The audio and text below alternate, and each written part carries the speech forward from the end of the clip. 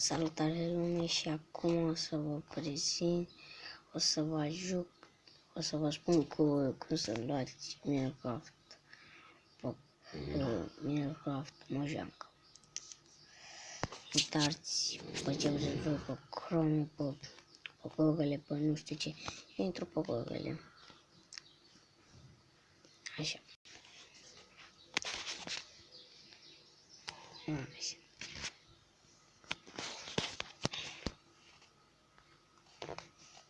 Și scrieți pe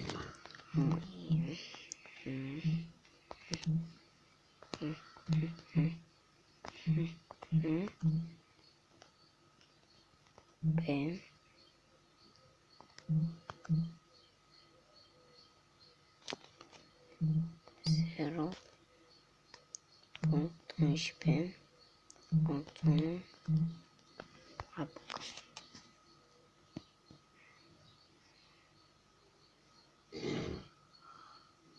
Și dați chiar pe... Nu, dați aici. Pe Chrome. Așa.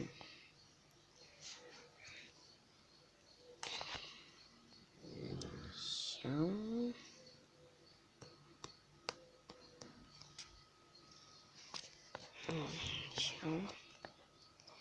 Băgați codul ăsta, după aia un pic.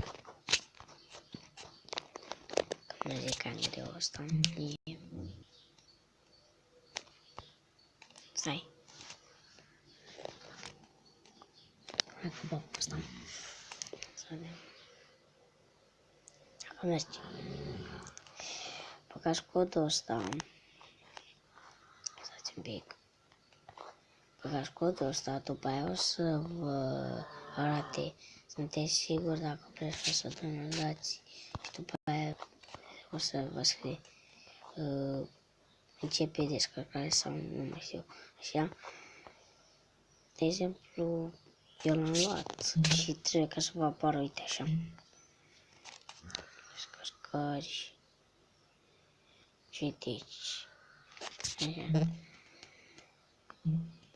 Eu acum am altă versiune, dar și o să vi-l prezint.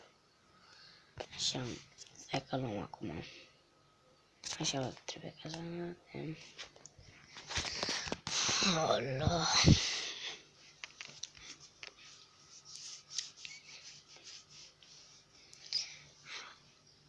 Instalează-te odată. Așa.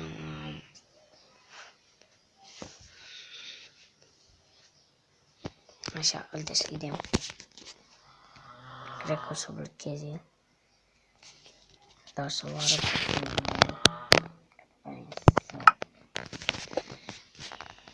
creative. Uite așa o să fie, o să aveți la...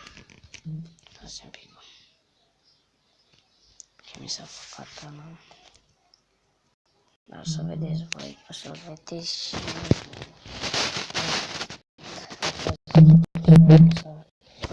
Să dați like, subscribe și să vă abonați. Eu am fost Florin Robert și cam atât a fost episodul ăsta.